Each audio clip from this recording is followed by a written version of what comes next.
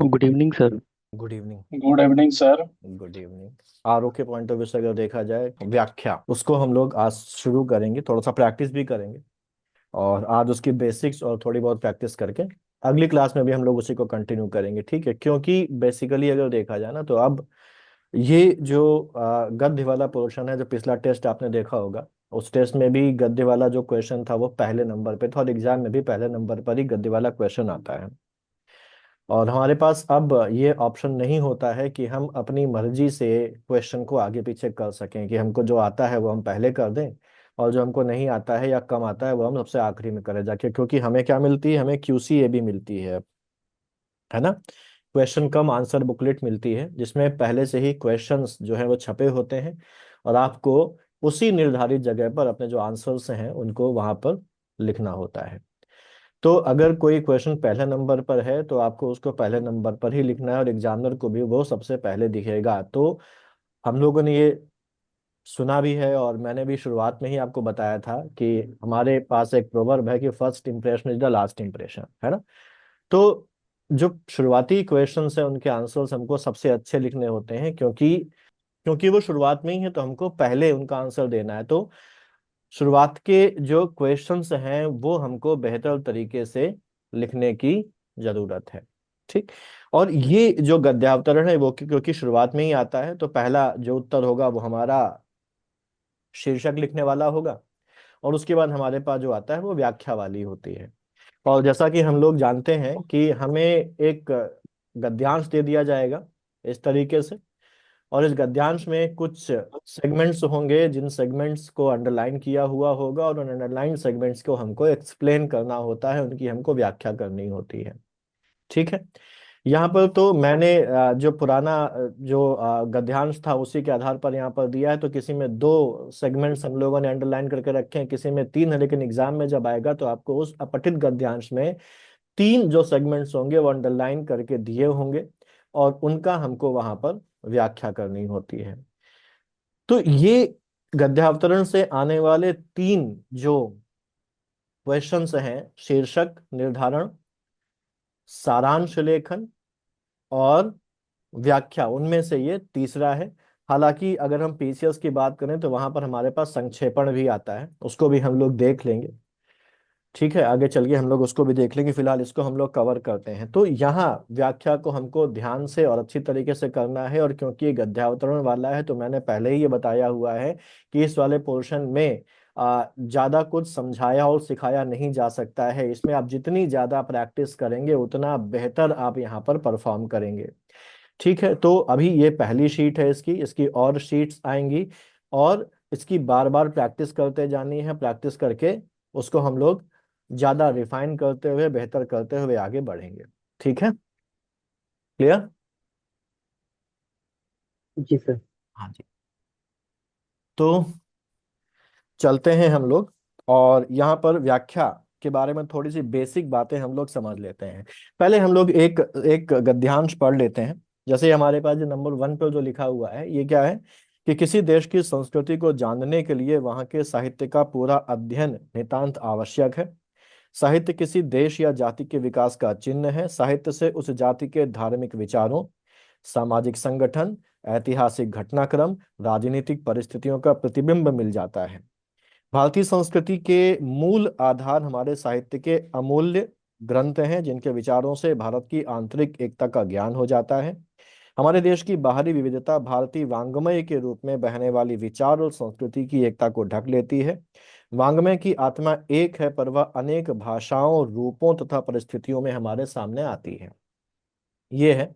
और इसमें दो पोर्शंस हमारे जो हैं वो अंडरलाइंड है, जिसमें से एक ये है, साहित्य किसी देश या जाति के विकास का चिन्ह है। तो हमको एक इस वाले जो पंक्ति है इसकी व्याख्या करनी है। और भारतीय संस्कृति के मूल आधार हमारे साहित्य के अमूल्य ग्रंथ रत्न है, जिनके विचारों से भारत की आंतरिक एकता का ज्ञान हो जाता है।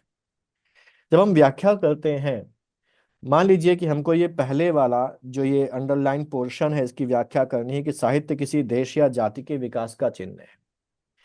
तो हम जब इसकी व्याख्या करेंगे तो हमको केवल इसी लाइन को ध्यान में रखते हुए इस लाइन को हमें एक्सपैंड करना है, ठीक। इसी पॉइंट को, इसी वाक्य की व्याख्या हमको यहाँ पर करनी है। ठीक, लेकिन एक चीज यहाँ पर सवाल ये आता है कि जब हमको ये अंडरलाइन पोर्शन देके रखा गया है, तो जब हम इसकी व्याख्या करेंगे तो ये बाकी गद्यांश या जो गद्य अवतरण हमारे सामने है, क्या इस गद्य अवतरण का इस व्याख्या पर कोई प्रभाव पड़ेगा, या इस गद्य अवतरण या जो हमारे पास ये जो अनसीन पैसेज है, इसका कंटेक्स्ट हमको इसके विस्तार में, इसके व्याख्या में लाना होगा या नहीं लाना होगा। तो एक सिंपल सी बात यहाँ पर ध्यान रखने वाली है कि हमको इस पूरे पैराग्राफ का या उस पूरे पैसेज की व्याख्या नहीं करनी है, हमको केवल इस लाइन की व्याख्या करनी है। ठीक है, इतनी बात समझ में आ गई आप लोगों को? ठीक, लेकिन यहाँ पर ये ध्यान रखने वाली बात है कि एक बात को कहने के कई सारे तरीके होते हैं। जैसे मान लीजिए कि मैंने किसी व्यक्ति से कहा या आपने किसी व्यक्ति से कहा कि तुम बहुत तेज हो। ठीक, अब ये जो वाक्य है कि तुम बहुत तेज हो, जो मैंने बोला है यहाँ पर, इसका मतलब अलग अलग हो सकता है। किस आधार पर? कि ये जो बात मैंने यहाँ पर कही है कि तुम बहुत तेज हो, ये किस कंटेक्स्ट में कही है। ये मैंने उसके ऊपर सरकाज्म के लिए कहा हो सकता है, यानी कि मैंने उसके ऊपर व्यंग्यात्मक तरीके से कहा सकता है कि तुम बहुत तेज हो। या हो सकता है कि उसकी प्रतिभा से या उसके किसी काम से मैं प्रभावित हो गया और मैंने कहा तुम बहुत तेज हो, जिसमें उसकी बुद्धिमत्ता या उसकी किसी कुशलता की बारे में तारीफ का भाव हो सकता है कि नहीं हो सकता है? जी सर, हो सकता है ना? है। तो ऐसे ही जब हम किसी पैसेज में किसी भी एक वाक्य की व्याख्या करते हैं, तो हमको ये देखना होता है कि आखिरकार ये जो चीज कही जा रही है, इस चीज को कहने का उद्देश्य क्या है, किस इमोशन से या किस थॉट प्रोसेस के अंतर्गत इस बात को कहा गया है। यानी कि हमको उसके कंटेक्स्ट का, उसके संदर्भ का भी अपने दिमाग में एक ध्यान रखना चाहिए। क्योंकि जब तक हम किसी भी चीज के संदर्भ का, किसी भी चीज के कंटेक्स्ट के कंटेक्स्ट को कंसीडर नहीं करेंगे, तब तक हम उस चीज का सही मतलब समझ नहीं पाएंगे, और जब तक हम उस चीज का सही मतलब नहीं समझ पाएंगे, तब तक हम उस चीज की सही तरीके से व्याख्या नहीं कर पाएंगे। इतनी बात तो आपके मन में क्लियर होगी, है ना? सच बोल रहा हूँ कि झूठ बोल रहा हूँ? सच बोल जी रहे सर। हैं। ठीक है ना? तो जी यहाँ पर ध्यान देने वाली बात है कि ये जैसे ये जो पैसेज लिखा हुआ है, जो पैराग्राफ लिखा हुआ है, ये किसी ना किसी ने तो लिखा होगा ओरिजिनली, है ना? और जब इस जी उस सर। किसी व्यक्ति ने इसको ओरिजिनली लिखा होगा, तो वो कुछ बात कहने वाला या कहना चाह रहा होगा किसी व्यक्ति से या अपने पाठक वर्ग से, तभी तो उसने लिखा होगा। कुछ चीज वो कम्युनिकेट करना चाह रहा होगा, तभी तो उसने लिखा होगा। भाई, कम्युनिकेशन के तरीके क्या होते हैं? आप बोल के कम्युनिकेट कर दीजिए, अपनी बातों को सामने वाले के सामने प्रस्तुत कर दीजिए, अपने हाव भाव से प्रस्तुत कर दीजिए, या लिख के प्रस्तुत कर दीजिए। तो वो उसने अपने मन के जो भाव हैं, जो विचार हैं, उन मन के भावों को, उन मन के विचारों को सामने वाले व्यक्ति के सामने, या सामने वाले व्यक्ति या अपने पाठक वर्ग को कम्युनिकेट करने के लिए सहारा लिया हुआ है लिखित शब्दों का, और उसमें अपने मन की बात, अपने विचार इसने यहाँ पर लिख दिए हैं। तो जब हम यहाँ पर इस चीज की व्याख्या करेंगे, तो हमें ये पता होना चाहिए कि आखिरकार लेखक जो है वो क्या कहना चाह रहा है ना? यानी कि जब वो इस चीज को लिख रहा होगा, तो उसके भाव किस तरीके के होंगे मन में, उसके मन में किस तरीके के विचार चल रहे होंगे, या वो जो है वो किस कंटेक्स्ट में, किस संदर्भ में इन शब्दों का इस्तेमाल कर रहा है, वो आपके लिए, आप मतलब आपको क्या कम्युनिकेट करना चाह रहा है। जब हम इस चीज को जान जाएंगे, तभी हम एक सार्थक व्याख्या उस चीज की कर सकेंगे। ठीक है ना? ठीक, अब बेसिकली हम यहाँ पर कर क्या रहे हैं? यहाँ पर हम कर ये रहे हैं कि हमको ये एक पैसेज दे दिया गया है, और एग्जामिनर हमसे ये कह रहा है कि भाई किसी लेखक ने ये चीज कही है, लेखक इसका इससे मंतव्य क्या है वो आप हमको समझाइए। तो हमको लेखक के मंतव्य को समझाना है एग्जामिनर को। और मैं बार बार इस चीज को लंबा इसलिए खींच रहा हूं कि आप इस बात को समझ सकें कि लेखक की कही बात के मंतव्य को समझाने के लिए जरूरी है कि हमको ये पता होना चाहिए कि ये बात कहते समय लेखक के मन में क्या चल रहा था, वो क्या कम्युनिकेट करना चाहता है। यानी कि हमको लेखक के पॉइंट ऑफ व्यू का ध्यान रखते हुए इसका एक्सप्लेनेशन करना है। हमको अपना कोई भी पॉइंट ऑफ व्यू इसमें नहीं घुसेड़ना है कि हमारे हिसाब से ये है, नहीं, हमको लेखक के हिसाब से क्या है वो बताना है। ये बात समझ में आ गई? जी सर। ठीक है। तो सबसे जरूरी चीज ये समझ में आई कि लेखक जो कहना चाह रहा है वो हमें बताना है, ना कि हमको अपने हिसाब से अपनी मनमर्जी की व्याख्या कर देनी है। ठीक है। अब लेखक क्या कहना चाह रहा है वो हम कैसे पता करेंगे? तो जैसा मैंने कहा कि हमको जो व्याख्या करनी है वो केवल इस हिस्से की करनी है।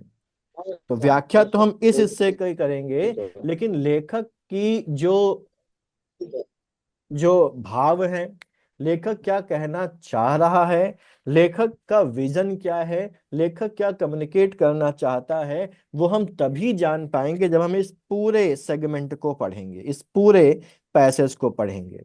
पूरे पैसेज को पढ़ने के बाद ही हम इसकी व्याख्या कर सकते हैं। यानी कि इस सेगमेंट की व्याख्या करने के लिए जरूरी है कि ये पूरा पैसेज हमारी समझ में आना चाहिए।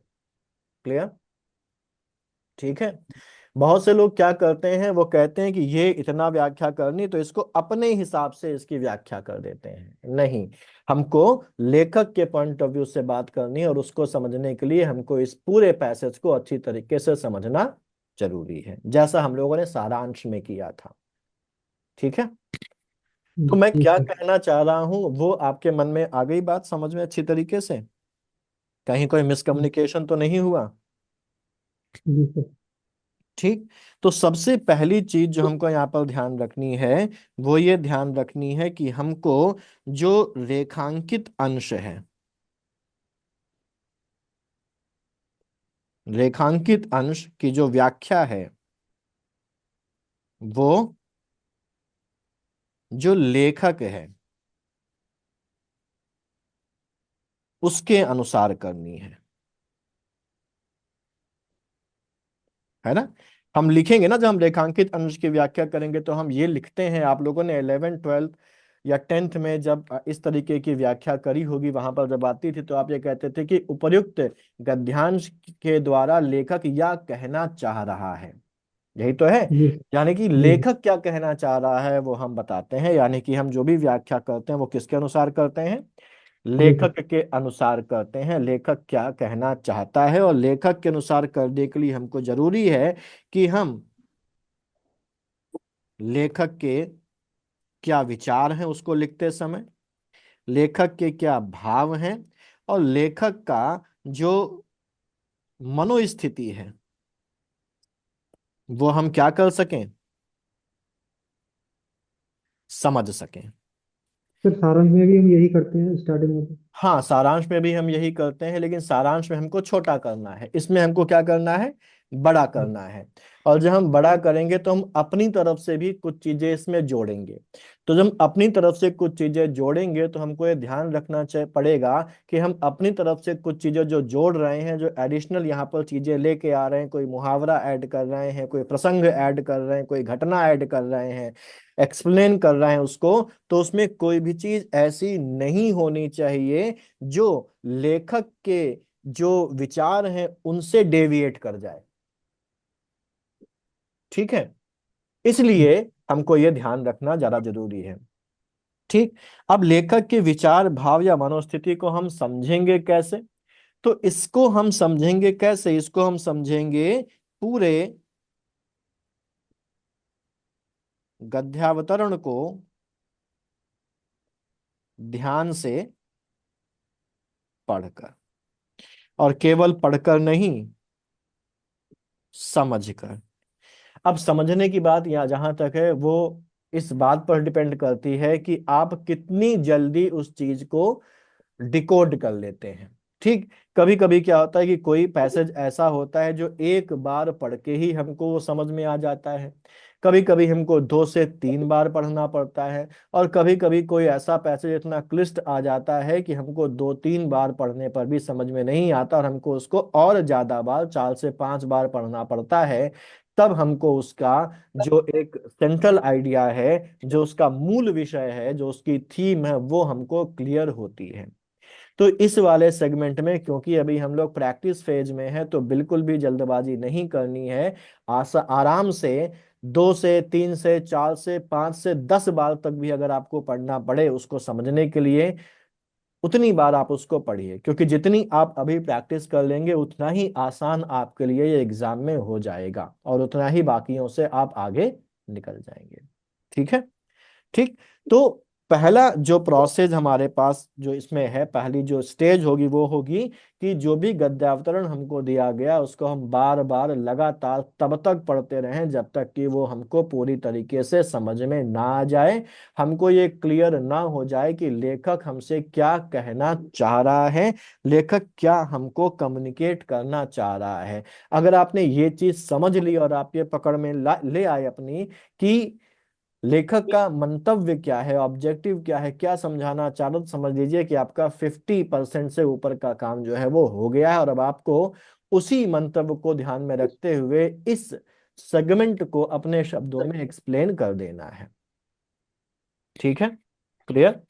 तो हमें सबसे जरूरी है कि जो कंटेक्स्ट है वो हमारी पकड़ में आ जाए, जो संदर्भ है वो हमारी पकड़ में आ जाए। और ये क्या है, ये केवल प्रैक्टिस से आपको आएगा। जितनी ज्यादा प्रैक्टिस आप करेंगे उतना ज्यादा आपको ये समझ में आना शुरू होगा, उतनी बेहतर तरीके से आप उसको समझ पाएंगे, और समझने में लगने वाला समय भी ग्रेजुअली क्या होता जाएगा, कम होता चला जाएगा। हो सकता है कि शुरुआत में आपको ज्यादा मेहनत करनी पड़े चीजों को पकड़ने में, समझने में, लेकिन जैसे जैसे आप आगे बढ़ेंगे आपको कम समय में ज्यादा समझ में आना शुरू हो जाएगा। ठीक है। क्लियर। जी जी सर। सर, जी सर। ठीक। अब यहां पर अगली चीज आती है। तो देखिए, ये हम लोगों ने अभी क्या देखा कि हमको अपना माइंडसेट कैसा रखना है लेखक के माइंडसेट को समझने के लिए। ठीक। अब बात ये आ जाती है कि आखिरकार हम कैसे करें। तो यहां पर समझ लीजिए कि हम कर क्या रहे हैं, हम लेखक की कही बात को एग्जामिनर को समझाने की कोशिश कर रहे हैं। इसको ऐसे समझ सकते हैं कि आप घर में फॉर एग्जाम्पल आपके भाई ने कोई बात आपसे कही और कहा कि ये बात पिताजी को जाके बता देना। तो भाई की कही बात को आप बता रहे हैं पिताजी को। अगर भाई खुद अपनी बात पिताजी से जाके बताते हैं तो ये किस प्रकार का कथन होता है, ये डायरेक्ट स्टेटमेंट होता है ना। जैसे भाई ने जी कहा सर। कि पिताजी से कहो कि हमको 2,000 रुपए दे दें क्योंकि हमको एक पर्टिकुलर चीज परचेज करनी है, तो अगर वो जाएंगे तो कहेंगे मुझे आपसे 2,000 रुपए चाहिए। तो यहाँ पर लेखक यानी कि जो भाई है वो डायरेक्टली पिताजी यानी कि एग्जामिनर से नहीं कह रहा है, बल्कि वो आपसे कह रहा है, और आप उसके मार्फत जाकर एग्जामिनर को यानी कि पिताजी को उस भाई की बात को क्या कर रहे हैं, समझा रहे हैं। तो यहाँ पर जो स्टेटमेंट होगा जब आप कहेंगे, तो ये बात आप जब एग्जामिनर से यानी कि पिताजी से कहेंगे तो ये आप अपने बिहाफ पर कह रहे हैं या लेखक के बिहाफ पर कह रहे हैं, बोलिए। लेखक की ओर से कह रहे हैं। लेखक के बिहाफ पर कह रहे हैं। अगर आप लेखक के बिहाफ पर कह रहे हैं तो किस तरीके का स्टेटमेंट हो गया, इनडायरेक्ट। इनडायरेक्ट। इनडायरेक्ट स्टेटमेंट हो गया। यानी कि हिंदी में इसको क्या बोलते हैं, परोक्ष कथन, है ना। यानी कि जब हम यहां पर व्याख्या करेंगे तो ये व्याख्या कैसी शैली में होगी, अन्य पुरुष शैली। परोक्ष कथन के रूप में, अन्य पुरुष शैली में होगी। ये बात ध्यान रखना है। तभी तो हम कहते हैं कि लेखक यह कहना चाह रहा है।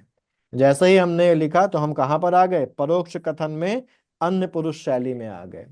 तो इसका मतलब यह है कि अगर उस स्टेटमेंट में कोई बात उत्तम पुरुष शैली में लिखी हुई है, मैं जैसे शब्दों का इस्तेमाल हुआ है, तो उसको भी हमको बदल देना है किसमें, अन्य पुरुष शैली में। ठीक है, क्लियर?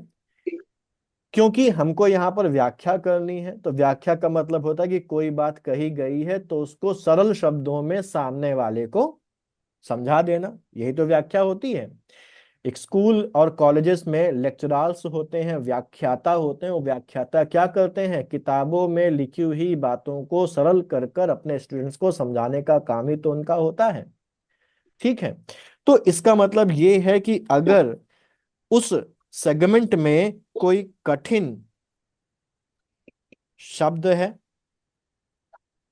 कठिन बात कही गई है, तो उसके लिए हम क्या इस्तेमाल करेंगे?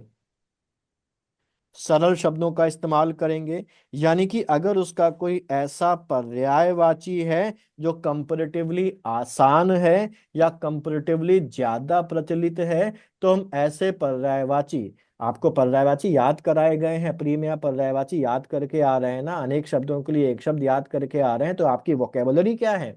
पहले से ही स्ट्रांग है। तो आप अब यहाँ पर ये नहीं कह सकते कि हमारी वोकेबुलरी स्ट्रांग नहीं है, हमको हिंदी में शब्द ढूंढने पड़ते हैं, मिलते नहीं हैं, इसीलिए आपको वो सारी चीजें वहां पर पढ़ाई गई हैं। ठीक, तो अगर ऐसा कोई सरल पर्यायवाची, सरल उसका सब्स्टिट्यूट शब्द आपको मिल जाता है, तो आप उस कठिन शब्द को, उस कठिन बात को सरल करने के लिए उस सरल शब्द का इस्तेमाल, सरल चीज का इस्तेमाल वहां पर करेंगे, जिससे कि उसकी व्याख्या जो है वो समझने में कैसी हो जाए? आसान हो जाए। ठीक, दूसरी चीज ये है कि जैसे हम लोगों ने अपने इस पैसेज में देखा है कि ये जो पहला वाला पोर्शन है कि साहित्य किसी देश या जाति के विकास का चिन्ह है, ये आधी लाइन, ये आधी लाइन का भी नहीं है। तो अगर हम इसकी व्याख्या करेंगे तो इसकी व्याख्या कितनी बड़ी होनी चाहिए? तो देखिए, व्याख्या की कोई सीमा नहीं है। कई बार तो आपको ये लाइन लिख दे दी जाएगी और कहा जाएगा इस पर निबंध लिख दो, तो फिर आप 4 5 6 पन्ने का निबंध भी लिख सकते हैं, है ना? तो किसी भी चीज को एक्सपैंड करने की कोई सीमा नहीं होती। किताबें भी लिखी जाती हैं, लिखी जा सकती हैं उस चीज की व्याख्या में, लेकिन हमको एग्जाम में बहुत ज्यादा बड़ी और बहुत ज्यादा छोटी व्याख्या नहीं कर देनी है। कितनी व्याख्या करनी है?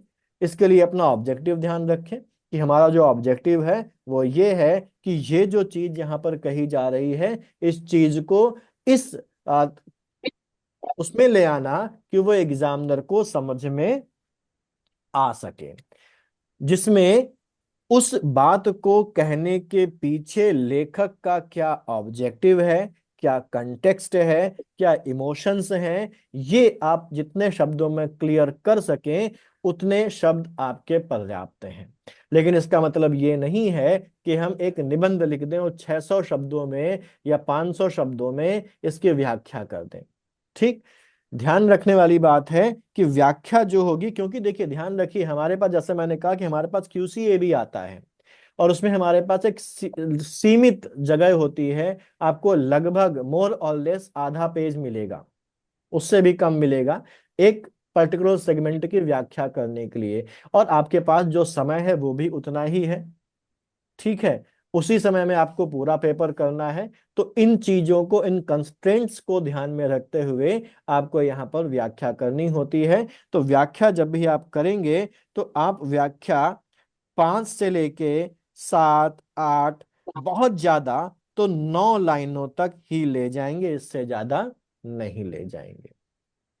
ठीक है, क्लियर? जी सर।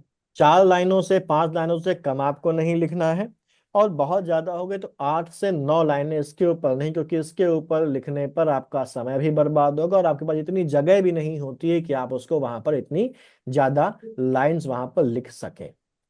ठीक है, तो इसी हिसाब से आपको और हमको प्रैक्टिस करनी है कि हम ये काम कर सकें। बेसिक चीजें जो होती हैं वो हम लोग समझ गए कि हमको अपना माइंडसेट क्या रखना है, किस तरीके से आगे बढ़ना है और कौन कौन सी चीजों को हमें ध्यान रखना है। अब यहाँ हमको उसको प्रेजेंटेशन कैसे देनी है, इसको भी ध्यान रख लें। तो जब भी आपके पास ये आएगा, तो हमारे पास बेसिकली जो क्वेश्चन पेपर होता है, जो हमारे पास QCAB आती है, वो QCAB में हम देखते हैं कि हमारे पास जिन्होंने एग्जाम दिया है पहले PCS का या RO का मेंस, उनको पता होगा कि दोनों तरफ हमारे पास ये लाइन खिंची होती है। ठीक, A4 साइज की लंबी शीट होती है, और उस लंबी शीट में दोनों साइड ये मार्जिन लिखा खींचा होता है, और मार्जिन के ऊपर यहाँ पर लिखा होता है कि यहाँ कुछ भी ना लिखें। यहाँ पर आपका पास पैसेज भी छपा होगा, और उसके पास लिखा होगा कि इसका उत्तर। ठीक, तो अब यहाँ जब आप उत्तर लिखेंगे तो सबसे पहले आप यहाँ पर डालेंगे पहला गद्यावतरण। और गद्यावतरण कौन से गद्यावतरण मतलब कौन से सेगमेंट की आप व्याख्या कर रहे हैं वो आपको बताना है। जैसे अगर हम लोग देखें कि हम लोग ये वाले सेगमेंट की व्याख्या कर रहे हैं, तो आपको ये चीज वहां पर लिखनी होगी कि साहित्य किसी देश या जाति के विकास का चिन्ह है। तो हम यहाँ पर लिखेंगे साहित्य। अब इसको पूरा भी लिखा जा सकता है कि साहित्य किसी देश या जाति के विकास का चिन्ह है, या केवल पहला शब्द लिख दें और आखिरी शब्द लिख दें, जैसे कि हम लोग 10th वगैरह में करते थे, और उसके बाद यहाँ पर रिक्त स्थान सूचक लगा दें, क्या चिन्ह, इस तरीके से बिंदुवार। ठीक है, और मैंने आपको पहले भी बताया जब मैंने आपको लेटर्स दिखाए लिखाए थे कि आपको जो यहाँ पर रिक्त स्थान सूचक जो चिन्ह लगाना है वो कैसे लगाना है। ठीक, रिक्त स्थान चिन्ह में आपको ये डॉट बनानी होती है। ठीक है, आपको यहाँ पर ये माइक प्लीज ऑफ कर लें। बताना बाबू खा रहा है। ठीक है, आपको यहाँ पर ये डॉट बनाना है, आपको यहाँ पर जो डैश है वो नहीं बनाना है। ठीक है, तो ये तो आपको पहले से क्लियर है कि रिक्त स्थान सूचक चिन्ह कैसे बनाया जाता है, सबको क्लियर है ना ये? जी सर। ठीक है, यस सर। तो ये ध्यान रखना है कि इसके नंबर फिर हैं कट जाते हैं, तो हमको इसको इतना ध्यान रखना है। तो इस तरीके से सबसे पहले हम यहाँ पर ये लिखेंगे कि साहित्य मतलब कौन से सेगमेंट का हम लोग यहाँ पर व्याख्या कर रहे हैं, सबसे पहले आपको वहां पर वो डाल देना है, और उसके बाद हम यहाँ पर इसकी व्याख्या करेंगे। जब हम व्याख्या करेंगे तो यहाँ पर हेडिंग डालेंगे काले। काले आप स्केच पेन ले सकते हैं, या आप काला मोटी निब का पेन ले सकते हैं, और उस काले मोटी निब के पेन से आप यहाँ पर हेडिंग डालेंगे कि व्याख्या, या आप लिख सकते हैं ससंदर्भ व्याख्या, क्योंकि हमको कंटेक्स्ट भी बताना है कि किस कंटेक्स्ट में इस सेंटेंस का या इस सेगमेंट का इस्तेमाल किया गया है लेखक के द्वारा।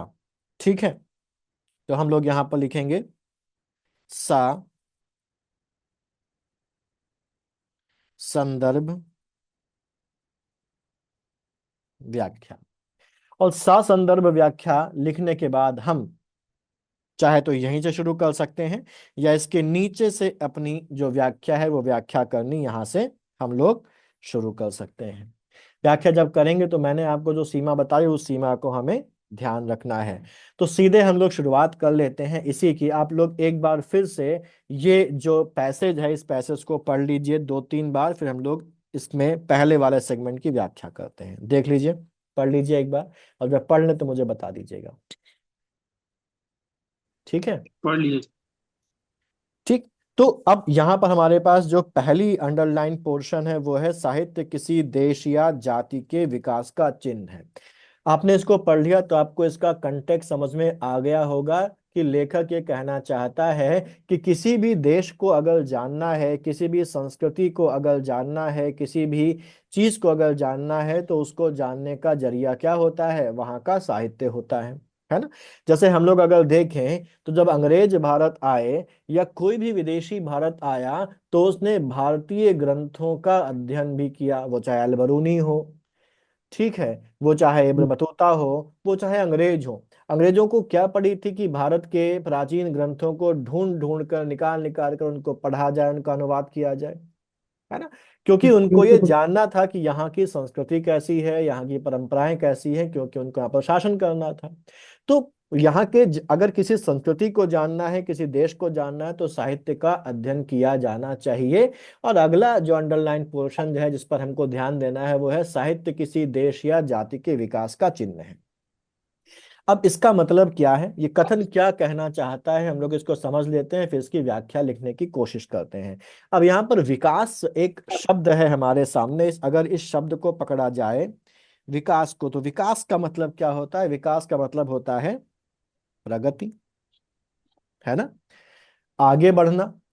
अगर कोई चीज आगे बढ़ रही है, अपनी स्थिति को बदल रही है पॉजिटिव तरीके से, तभी तो उसको विकास बोला जाता है ना।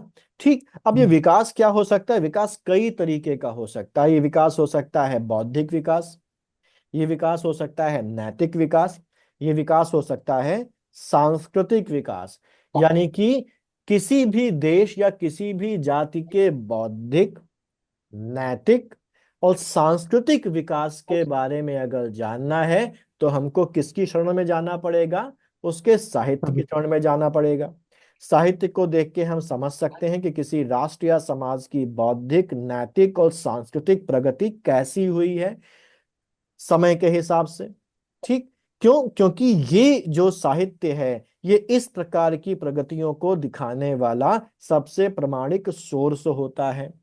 जो साहित्य है, हम लोगों ने जब साहित्य के संबंध में जब निबंध पढ़े थे तो हम लोगों ने वहां पर ये बात की थी कि साहित्य भी कई प्रकार का होता है। एक होता है लुगदी साहित्य, है ना, वो लुगदी साहित्य जो केवल मनोरंजन के उद्देश्य से लिखा जाता है, और एक वो साहित्य होता है जो आपकी आत्मा को झकझोर देता है ना, जो आपके अंदर किसी चीज को जगा जाता है, जो आपके अंदर एक परिवर्तन लाने की बात करता है। ठीक है, लुगदी साहित्य जो उपन्यासों में, सस्ती थर्ड क्लास मैगजीन्स और जो नॉवेल्स है उनमें देखने को मिलता है। एक वो साहित्य हमारे पास है जो रामचरितमानस के रूप में हमारे सामने है, जो गीता के रूप में हमारे सामने है, जो कबीर की साखियों के रूप में हमारे सामने है, जो भगवती चरण, जो मुंशी प्रेमचंद की कहानी और उपन्यासों के रूप में हमारे सामने है, जो हमारे अंतर्मन को क्या कर देता है? झकझोर देता है, हमको समाज की सच्चाई दिखाता है, हमारे सामने अच्छाई को जगाने की कोशिश करता है। तो ये यहाँ पर अगर हम लोग कहें कि साहित्य किसी भी संस्कृति में, किसी भी देश का साहित्य किस प्रकार का है, वो केवल मनोरंजन के उद्देश्य से लिखा जा रहा है तो हम हमारे दिमाग में एक अलग उसका एक वो निकल के आएगा। यानी कि साहित्य जो है वो केवल मनोरंजन का साधन नहीं है, बल्कि ये किसी भी समाज की जो चेतना है, समाज का जो संघर्ष है, समाज की जो विचारधारा है और समाज का जो इमोशंस है, जो समाज की संवेदनाएं हैं, उन संवेदनाओं को भी क्या करता है? दिखाता है। किसी भी देश का, किसी भी संस्कृति का साहित्य जब एनरिच होता है तो ये बताता है कि वो देश कितना या वो संस्कृति कितनी ज्यादा संवेदनशील है, कितनी सेंसिटिव है, उसके विचार किस तरीके के हैं, वो कितनी प्रगतिशील है। हम अपने देश के बारे में बात करते हैं कि जब दुनिया जो है वो चलना सीख रही थी तो हमारे देश में वेद, पुराण, रामायण, महाभारत जैसे जो साहित्य हैं, उपनिषद हैं, वो रच लिए गए थे। ठीक है, जो ये बताता है कि भारत शुरुआत से ही एक प्रबुद्ध, एक विचारशील देश था। सही है ना? क्लियर है ना? ये बात सही है कि नहीं है? ठीक, जी सर। हमारे समाज में, हमारे देश में समय समय पर कैसे परिवर्तन आए हैं, ये परिवर्तन देखने का जो एक सोर्स है वो कौन है? वो सोर्स हमारा साहित्य। हम जब इतिहास पढ़ते हैं तो इतिहास में हम लोग, जो हम लोगों ने इतिहास को विभाजित किया है वो भी तो इसी आधार पर किया है कि वहां पर वो लिपि थी कि नहीं थी, क्योंकि जब लिपि होगी तभी तो साहित्य होगा। इसी आधार पर उसको हमने प्रागैतिहासिक, आद्य ऐतिहासिक और ऐतिहासिक काल में बांटा है। ठीक है ना? तो ये जो चीज है ये बताती है कि समाज में किस तरीके से परिवर्तन आ रहा है, वहाँ की धार्मिक आस्थाएं कैसी हैं, सामाजिक व्यवस्थाएं कैसी है, राजनैतिक स्थिति कैसी है, लोगों की भावनाएं कैसी हैं, और उसी आधार पर समाज में क्या परिवर्तन आ रहा है, समाज किस ओर जा रहा है, वो ये दिखाता है। तो हम ये बोल सकते हैं कि साहित्य जो है वो किसी भी देश, किसी भी संस्कृति, किसी भी जाति, किसी भी सभ्यता के विकास का एक दर्पण होता है। हम अपने देश में अगर देखें तो वेद हैं, उपनिषद हैं, रामायण है, महाभारत है, गीता है, और इसके अलावा कबीर, तुलसी, कितने नाम गिनाए जाएं, टैगोर, मुंशी प्रेमचंद्र, जयशंकर प्रसाद, ये जो लोग हैं, ये इनकी जो रचनाएं हैं इस चीज का उत्कृष्ट उदाहरण है कि हमारे देश या जाति की विचारधारा में उसकी सांस्कृतिक, बौद्धिक और नैतिक प्रगति किस रूप में आगे बढ़ी है। ये जो चीज है, इन सभी बातों को ये जो सेगमेंट है इस सेगमेंट से निकाला जा सकता है। क्लियर हुआ? ये चीज आपके मन में जी सर। आई कि सब ऊपर से निकल गया? जी सर। ठीक, देखिए एक चीज है कि थॉट प्रोसेस डेवलप करना पड़ेगा। ठीक है, और थॉट प्रोसेस डेवलप जैसा कहा वो प्रैक्टिस से होगा। जितना ज्यादा आप लिखेंगे, पढ़ेंगे, प्रैक्टिस करेंगे उतना। बहुत सारे लोग अभी शुरुआत में जब हम लोग मुहावरे कर रहे थे और सारांश कर रहे थे, शुरुआत में उन्होंने इतने रद्दी मुहावरे के वाक्य प्रयोग किए, इतने रद्दी सारांश बनाए, लेकिन जैसे जैसे समय बीता अब वो इतने अच्छे मुहावरे लिख रहे हैं, उनके वाक्य प्रयोग कर रहे हैं, इतने अच्छे सारांश लिख रहे हैं। वही लोग जो कुछ समय पहले तक नहीं लिख पा रहे थे, उन्होंने लगातार प्रैक्टिस कर और बहुत अच्छा लिखने लगे वो। ठीक है, तो अगर आप शुरुआत में आपके दिमाग में थॉट्स नहीं आ रहे हैं, या आप लिख नहीं पा रहे हैं, या आपको लग रहा है कि आप अच्छा नहीं लिख पा रहे हैं, तो इस चीज को दिमाग से निकालिए और लगातार प्रैक्टिस करिए, क्योंकि रसरी आवत जात से सिल पर पड़त निशान वाला केस है ये। जितनी ज्यादा आप प्रैक्टिस करेंगे उतना आप बेहतर होते चले जाएंगे। और ध्यान रखिए कि पहली बार में सब रद्दी लिखते हैं, तो अगर आप पहली बार में ही बेस्ट लिखने की कोशिश कर रहे हैं तो वो प्लीज मत करिएगा, क्योंकि बेस्ट कभी भी नहीं आता है। आप जैसा भी लिखें, कूड़ा लिखें लेकिन लिखें, और उसी कूड़े से निखर निखर कर आप आगे बढ़ेंगे और अच्छा लिखने लगेंगे। ठीक है, तो ये सोच के मत बैठिएगा कि हम जब अच्छा लिखना शुरू कर देंगे, जब हमारे दिमाग में थॉट्स आने लगेंगे तब हम लिखेंगे। नहीं, आप कुछ भी लिखिए लेकिन लिखिए जरूर। ठीक है, जी सर। ठीक। तो ये बेसिकली ये सारी बातें आपके दिमाग में आ गई। अब हम लोग इसको यहां पर लिखते हैं। अच्छा, लिखने का तरीका हमारे पास क्या है? लिखने के कई तरीके हैं। पहला तरीका तो ये है कि आप सीधे यहां पर क्या करना शुरू कर दें, व्याख्या लिखना शुरू कर दें। दूसरा तरीका ये है कि आप कुछ चीजें पहले उसके साथ जोड़ें। जैसे हम जोड़ सकते हैं कि इस जो पंक्ति है, रेखांकित पंक्ति है, जो रेखांकित अंश है, इसके माध्यम से लेखक यह कहना चाह रहा है कि, ये एक आप शुरुआत में ऐड कर दें और उसके बाद अपना जो है वो लिखना शुरू करें। ये भी तरीका है। और इसमें अलग अलग जो शब्द हैं वो इस्तेमाल किए जा सकते हैं, जिसके हम लोग अभी देखते हैं कि कैसे लिखा जा सकता है। तो हम लोग चलें। अच्छा, एक चीज मैं आपको और बता दूं, यहां पर ये जो चीज है जिसकी हमको व्याख्या करनी, इस रेखांकित अंश, तो जिसकी व्याख्या करनी होती है उसको बोला जाता है व्याख्येय। क्या बोला जाता है? व्याख्येय। जिसकी व्याख्या की जानी है। ठीक है, जो आप लिखेंगे तो आप ऐसे लिख सकते हैं कि रेखांकित अंश के माध्यम से लेखक यह कहना चाहता है, या लेखक यह इंगित करना चाहता है, ये शुरुआत में आपको ऐड करना है। या आप इसको ऐसे लिख सकते हैं कि दी हुई व्याख्येय पंक्ति के माध्यम से लेखक यह कहना चाहता है, या लेखक यह इंगित करना चाहता है। ठीक है, तो शुरुआत कैसे करनी है? मैं ये कहूंगा कि आप यहाँ पर इन शब्दों के साथ शुरुआत करिए और उसके बाद व्याख्या करना शुरू करिए, तो थोड़ा सा बेहतर जो इंप्रेशन है वो एग्जामिनर के ऊपर पड़ता है।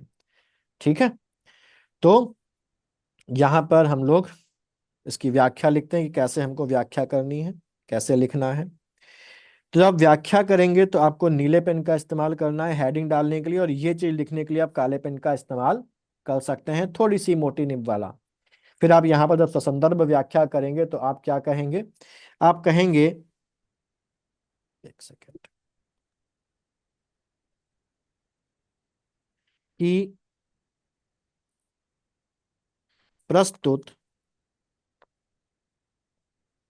व्याख्येय या रेखांकित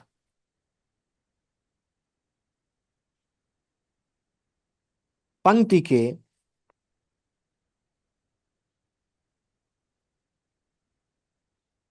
माध्यम से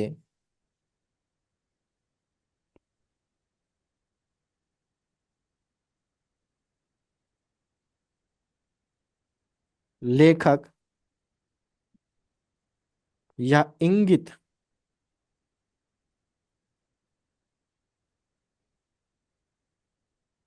करना चाहता है कि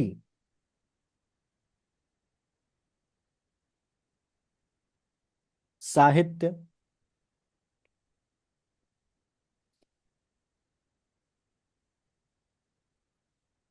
किसी राष्ट्र की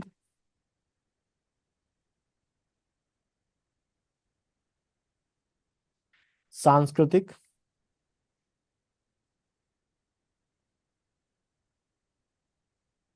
नैतिक और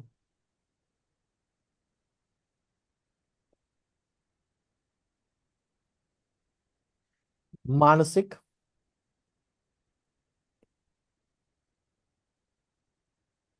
प्रगति का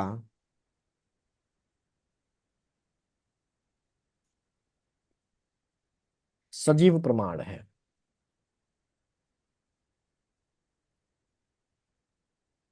समाज की विचारधारा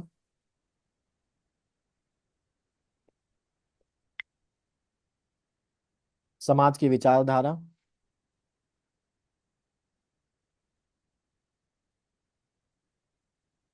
आस्थाएं और संघर्ष साहित्य में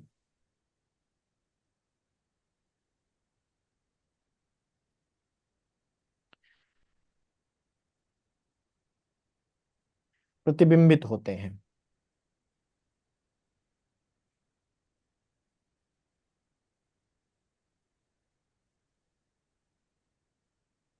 भारतीय साहित्य में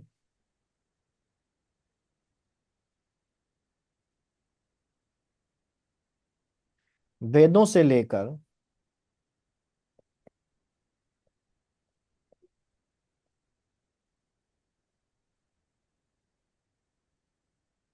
आधुनिक रचनाओं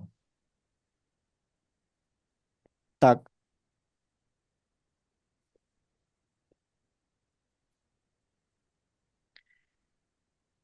समाज के विकास की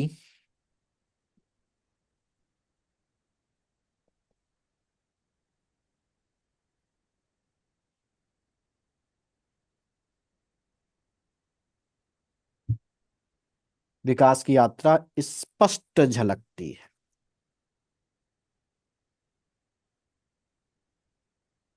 अतः साहित्य को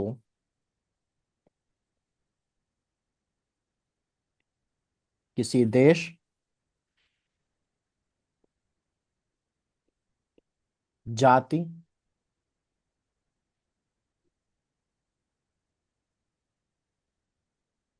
देश या जाति लिखें, देश या जाति के सभ्य,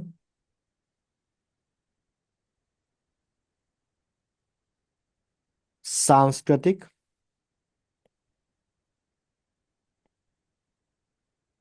और मानवीय विकास का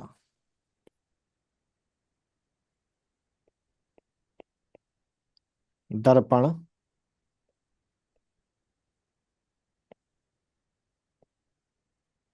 कहा जा सकता है। ठीक है, क्लियर।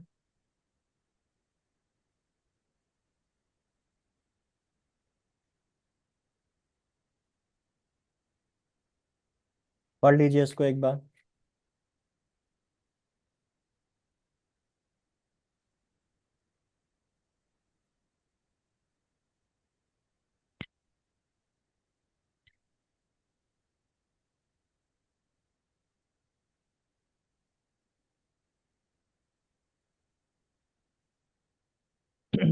हो गया आपका?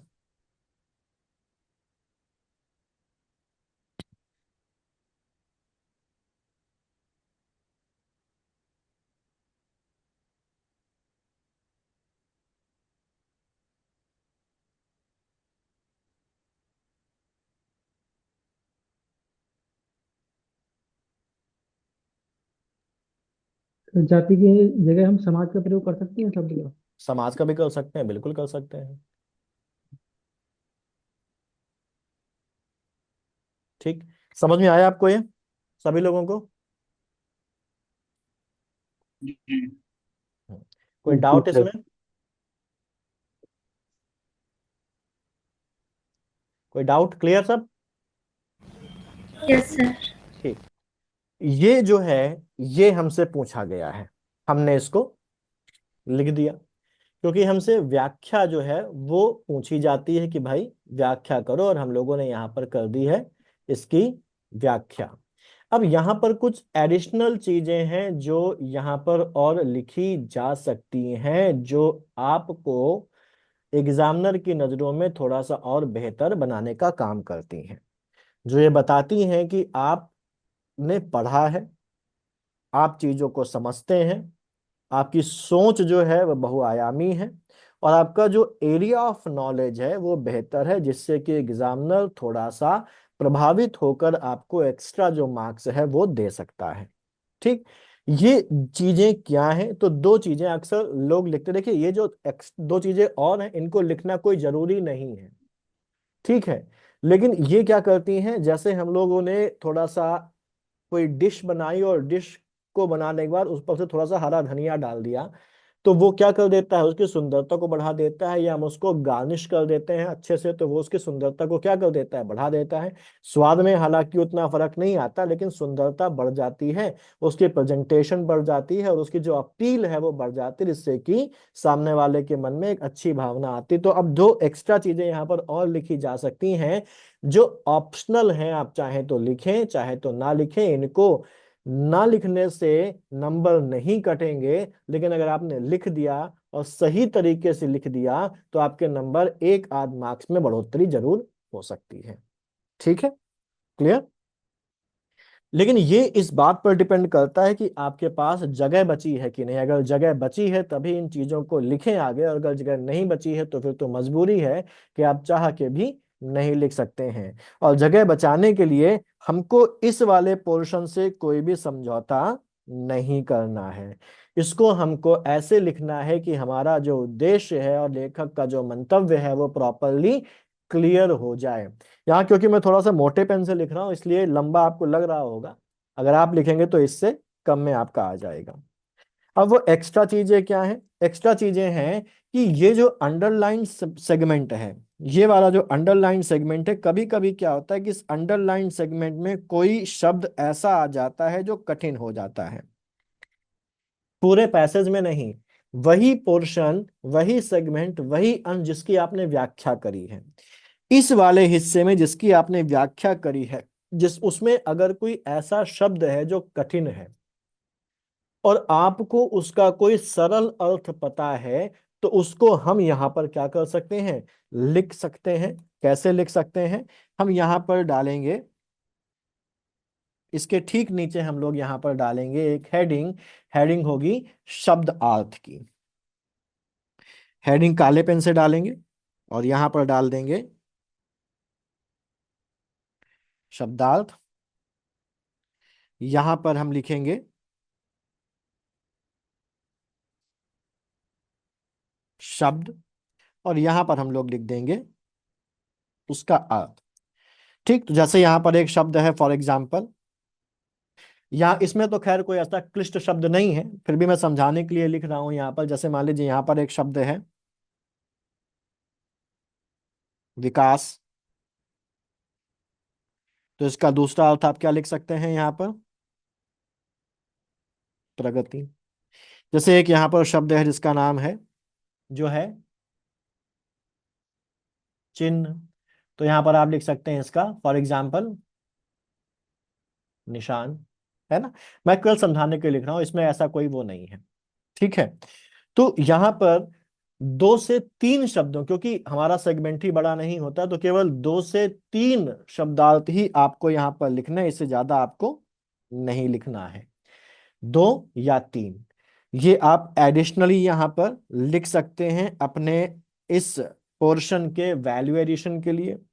वैसे ही अगर हम लोग देखें तो हम लोगों ने ये जो चीज यहां पर लिखी है, कई बार ऐसा होता है कि इसी चीज से मिलती जुलता कोई हमारे पास कोई उदाहरण होता है, किसी विद्वान ने कोई बात कही होती है, या इस जो चीज हमने लिखी है इसी चीज को या इसी विचार को रिप्रेजेंट करने वाला हमें कोई श्लोक मिल जाता है, कोई कविता मिल जाती है, तो अपनी बात को या जो व्याख्या में हम लोगों ने कही है उसको और ज्यादा स्ट्रेंथन करने के लिए, उसको और ज्यादा मजबूत करने के लिए हम नीचे टिप्पणी के रूप में किसी विद्वान के किसी कथन को वहां पर कोट कर सकते हैं, हम किसी श्लोक को वहां पर कोट कर सकते हैं, हम किसी जो जो कोई कविता है जिसका कोई छोटा सा अंश यहाँ पर इसके साथ सूट कर रहा है उसको हम वहां पर कोट कर सकते हैं टिप्पणी के रूप में, अपनी कही गई बात को और ज्यादा मजबूती देने के लिए। ठीक। लेकिन जब हम इस तरीके के कोट श्लोक वगैरह वहां पर लिखें तो हमको उसका स्रोत भी उसके साथ लिखना होगा, या अगर हम किसी के कथन को लिख रहे हैं तो उसके कथन, वो किसका कथन है ये बात भी हमको वहां पर लिखनी होगी।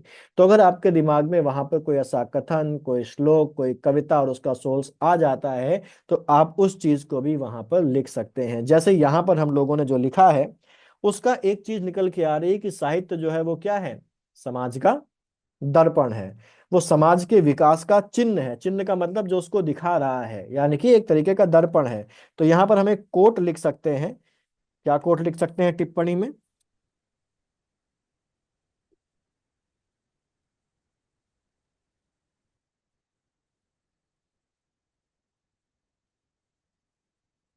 टिप्पणी में हम लोग यहाँ पर लिख सकते हैं, और क्योंकि यहाँ पर हम कोट लिख रहे हैं तो वो कोट जाएगा इन्वर्टेड कॉमा के अंदर।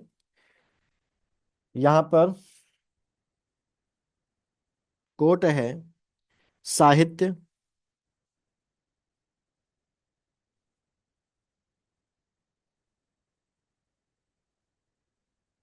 समाज का दर्पण है। हालांकि ये जो लाइन है कई सारे साहित्यकारों ने अलग अलग तरीके से बोली है। मुंशी प्रेमचंद ने भी इसका इस्तेमाल किया है, आचार्य जो महावीर प्रसाद द्विवेदी ने भी इसका इस्तेमाल किया है, जयशंकर प्रसाद ने भी अलग शब्दों में इसका इस्तेमाल किया है। लेकिन यहाँ पर एज इट इज जो इस्तेमाल किया है वो किसने किया है, नीचे लिख देंगे, आचार्य रामचंद्र शुक्ल। रामचंद्र शुक्ल ने भी किया है, बिल्कुल सही है, और महावीर प्रसाद द्विवेदी ने भी किया है। एक बहुत कॉमन कोट है, बहुत सारे लोगों ने इसका इस्तेमाल किया है। तो रामचंद्र शुक्ल का भी नाम लिख सकते हैं, उन्होंने भी इस्तेमाल किया है। महावीर प्रसाद द्विवेदी, मुंशी प्रेमचंद का भी नाम लिख सकते हैं। ठीक। या अगर कोई और कोट आपके दिमाग में आ जाता है तो वो भी आप लिख सकते हैं। जैसे अगर हम देखें तो हमारे पास एक एक और है, एक सूक्ति है। वो सूक्ति क्या है, संस्कृत की सूक्ति है। एक ही लिखना है आपको, एक से ज्यादा नहीं लिखना। तो जैसे यहाँ पर एक और सूक्ति है, वो है वाङ्मय राष्ट्रस्य आत्मा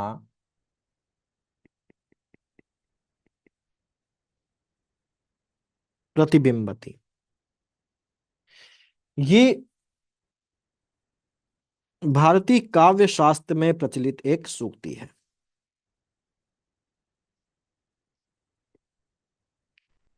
ठीक है, भरत मुनि का जो है उसमें भी ये कहा गया है, लेकिन उसमें शब्द अलग है।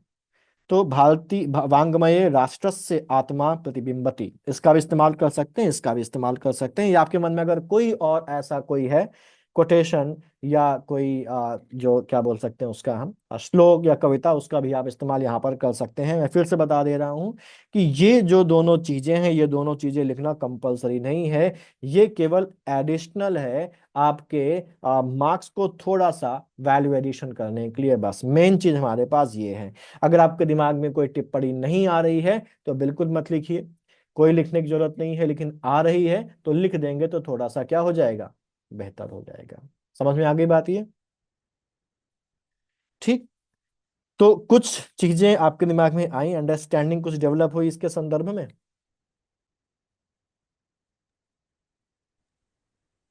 जी सर। ठीक है, तो एक काम करिए। अच्छा, प्रेजेंटेशन समझ में आ गई कैसे करना है?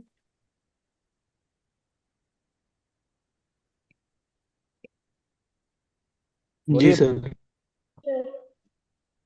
एक काम करिए फिर, इसका जो सेकंड वाला पोर्शन है ये पहले वाले का ही, भारतीय संस्कृति के मूल आधार हमारे साहित्य के अमूल्य ग्रंथ रत्न हैं जिनके विचारों से भारत की आंतरिक एकता का ज्ञान हो जाता है। आप इसको लिखिए। 10 मिनट का समय मैं आपको दे रहा हूँ, आराम से उसको समझिए, सोचिए, लिखिए और मुझे भेजिए व्हाट्सएप पर। ठीक है, कर लेंगे ना? जी सर। हाँ, आदित्य जी आवाज सुन रहे हैं मेरी? Yes sir. टेस्ट क्यों नहीं दिया आपने?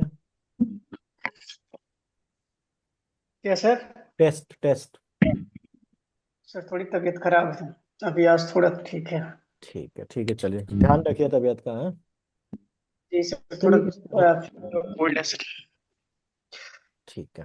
सर ये कह रहे थे कि ऐसा हाँ एहसास होता है कि जो हमने सारांश में लिखा है वही हाँ, बातें रिपीट करनी है उसमें, मतलब बाद में भी कभी कभी।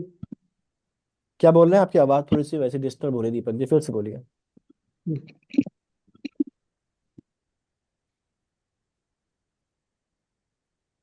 ये कभी कभी हमें ये लगता है कि हमने जो सारांश में लिखा है हाँ, वही चीजें रिपीट हो रही हैं बार बार, ऐसा जब व्याख्या कर रहे होते हैं तो। अब देखिए, क्योंकि पैसेज तो एक ही है ना, जी पैसेज तो एक ही है, पैसेज का थीम एक ही है, पैसेज का मूल विषय एक ही है, तो ऐसा लगना कोई गलत बात नहीं है। ठीक, बस हमको ये ध्यान रखना है कि अगर हम वही बात रिपीट करें तो हमारे शब्द क्या हो, बदल जाएं, क्योंकि हम एक ही चीज का सारांश लिख रहे हैं और उसी चीज की हम लोग व्याख्या कर रहे हैं, हम कुछ अलग नहीं कर रहे हैं। तो जो थीम है उस थीम के सेम होने की वजह से अक्सर ऐसा जो है वो हो जाता है। लेकिन कोशिश ये करनी है कि हम विचार भले ही एक जैसे क्यों ना आ रहे हो, लेकिन फिर भी जो शब्द चयन है उस शब्द चयन का इस्तेमाल करके थोड़ा बहुत डिफरेंस क्रिएट करने की कोशिश करें। ठीक है? जी सर। हाँ, अब इसको, ये वाले पोर्शन को आप लिखिए और लिख के मुझे भेजिए प्रॉपर तरीके से, फिर मैं इसको बताता हूँ कैसे और लिखना है। चलिए, बहुत लोगों के आ गए, अच्छा लिखा है, लेकिन थोड़ा सा देखिए अभी, क्योंकि हम लोग शुरुआत कर रहे हैं तो थोड़ा सा रिफाइनमेंट की जरूरत तो है ना? लेकिन शुरुआत ठीक है, अच्छी है। सर मेरा मिल गया। संतोष जी, दीपक। हाँ दीपक जी आपका मिल गया, ठीक है। चलिए हम लोग आगे चलते हैं। अब देखिए, जैसा ये जो सेंटेंस है ये कंपैरेटिवली हमारे पहले सेंटेंस से बड़ा है ना? यहाँ पर क्या कह रहा है ये सेंटेंस? ये कह रहा है कि भारतीय संस्कृति के मूल आधार हमारे साहित्य के अमूल्य ग्रंथ रत्न हैं जिनके विचारों से भारत की आंतरिक एकता का ज्ञान हो जाता है। ठीक, मतलब ये क्या कह रहा है कि हमारी जो संस्कृति है वो किस पर बेस्ड है। हमारी संस्कृति हमारे साहित्य के जो ग्रंथ हैं उन पर बेस्ड है। और हम अगर देखें तो आज भी अगर हम लोग बात करें तो हमारी संस्कृति जो है वो प्रतिबिंबित किन चीजों से होती है? हमारे कई सारे ऐसे ग्रंथ हैं जो हमें इस तरीके का संदेश देते हैं कि किस तरीके से हमको अपना जीवन जीना चाहिए, किस तरीके से हमको काम करना चाहिए।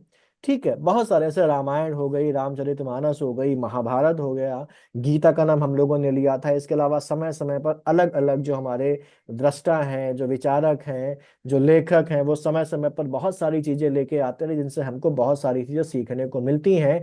हमारी संस्कृति को डेवलप करने का काम उनके द्वारा किया जाता है ना? उपनिषद है, जैसा हम लोगों ने देखा, कबीर, तुलसी, ये हम लोगों को बहुत कुछ सिखाते हैं। तो ये जो बेसिकली हमारा ये जो अंश है ये क्या बताता है? ये बताता है कि भारत की जो संस्कृति है उसका जो सोर्स है, उसका जो बेसिक फंडामेंटल जो बेस है और जो उसकी जो आत्मा है वो किस में निहित है? तो ये कहता है कि ये साहित्य में निहित है। और हम अगर अपने भारत देश की बात करें तो एक बहुत बड़ा देश है, और जितना बड़ा है उतनी ही ज्यादा डायवर्सिटी है हमारे देश में। अलग अलग धर्म के लोग हैं, अलग अलग बोलियों को बोलने वाले, अलग अलग भाषाओं को बोलने वाले, अलग अलग संस्कृतियों को मानने वाले लोग हैं। हम अपने देश की ही बात करें तो उत्तर भारत की संस्कृति, जीवन जीने का तरीका अलग है, दक्षिण भारत की संस्कृति में अंतर आ जाता है, पूर्वोत्तर की तरफ चले जाते हैं तो वहां की संस्कृति में अंतर आ जाता है। तो केवल बोली, भाषा, खान पान में ही अंतर नहीं है, धर्म में ही अंतर नहीं, बल्कि संस्कृति में भी अंतर है। और उसके बावजूद भी देश में क्या है, आंतरिक एकता है। क्यों? ये एकता हमारे साहित्यिक ग्रंथों के द्वारा हमको दी गई है, क्योंकि हमारी संस्कृति उन साहित्यिक ग्रंथों पर आधारित है। साहित्यिक ग्रंथों की बात अगर करें तो हमारे पास प्राचीन काल से ही ऐसे ग्रंथ हैं जो हमको जीवन जीने के तरीकों के बारे में बात बताते हैं, हमको एकता की बात बताते हैं, हमको सहिष्णुता की बात बताते हैं। हमारे पास क्या है, वेद है, उपनिषद है, महाभारत है, गीता है, बुद्धिस्ट जो ग्रंथ हैं हमारे पास वो हैं। जो अलग अलग संतों के साहित्य हमारे सामने आए हैं, चाहे वो कबीरदास हो, चाहे वो सूफी संतों के की वाणियां हो, चाहे वो हमारे पास जो सिखिज्म है उसमें गुरु नानक और उनके बाद के जो गुरु हुए हैं उनकी कही गई बातें हों।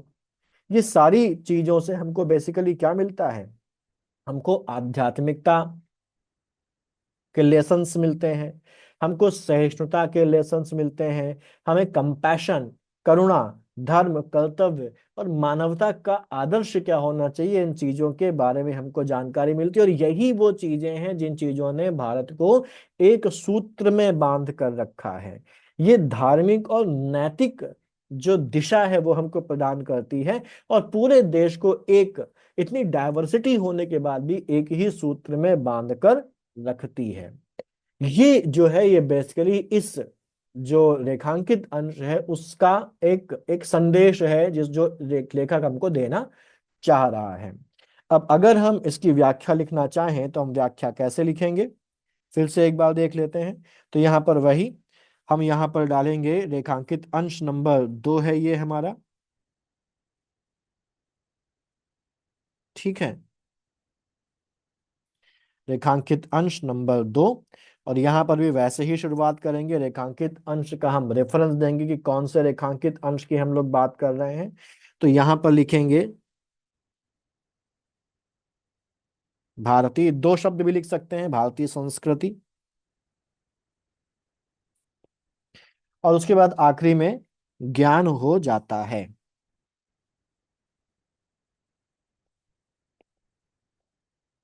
ठीक,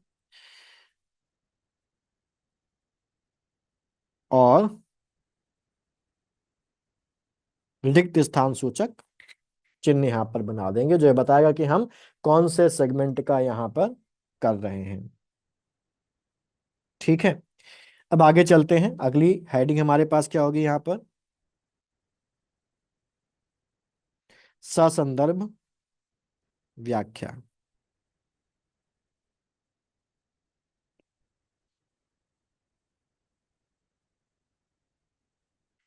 अब क्योंकि हमको 3 व्याख्याएं लिखनी होंगी एग्जाम में, तो अगर हम तीनों व्याख्याओं की शुरुआत एक जैसी लाइनों से करेंगे कि प्रस्तुत व्याख्या पंक्ति में लेखक या इंगित करना चाहता है, तो थोड़ा सा मोनोटोनस हो जाएगा, है ना। तो हम कोशिश करेंगे कि हम अलग अलग तरीके से शुरुआत करें। जैसे हम यहाँ पर कह सकते हैं कि, फिर से शुरुआत कैसे कर सकते हैं कि उक्त रेखांकित अंश, ये लिख सकते हैं, या लिख सकते हैं कि उक्त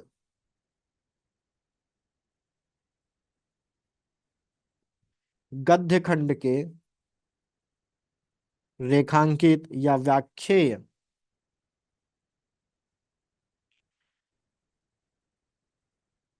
अंश के माध्यम से लेखक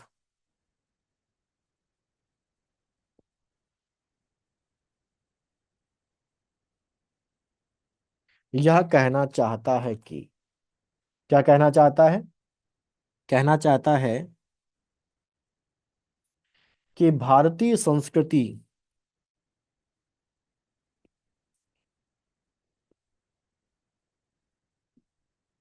की जड़ें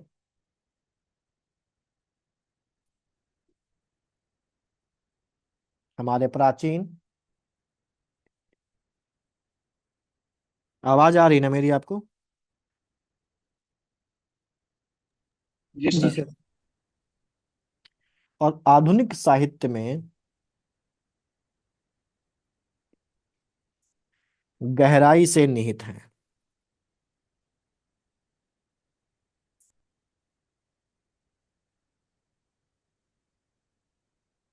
वेद,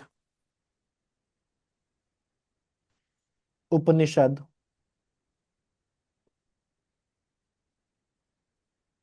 रामायण, गीता,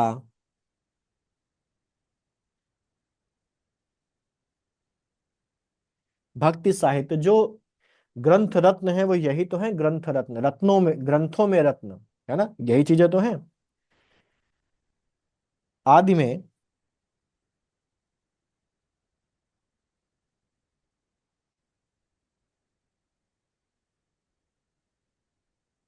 भारतीय जीवन के आदर्श,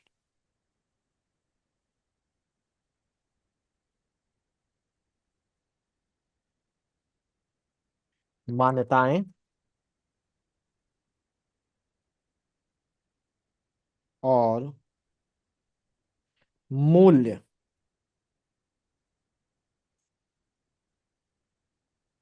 समाहित हैं।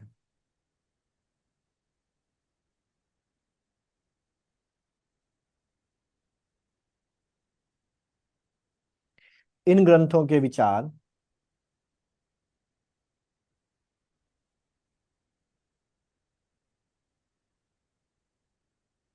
भारत की आध्यात्मिक एकता,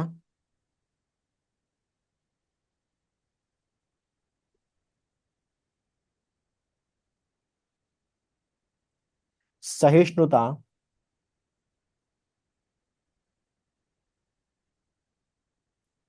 और मानवता की भावना को प्रकट करते हैं।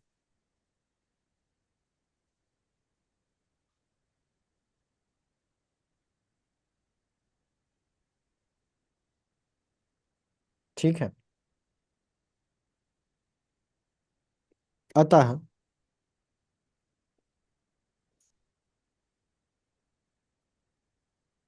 भारतीय साहित्य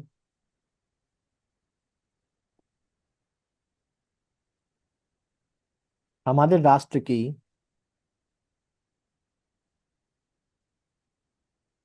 आंतरिक एकता और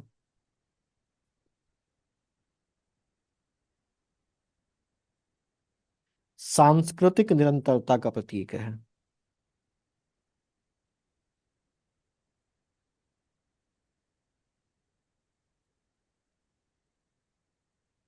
ठीक है, देखिए व्याख्या समझ में आ रही है आपको?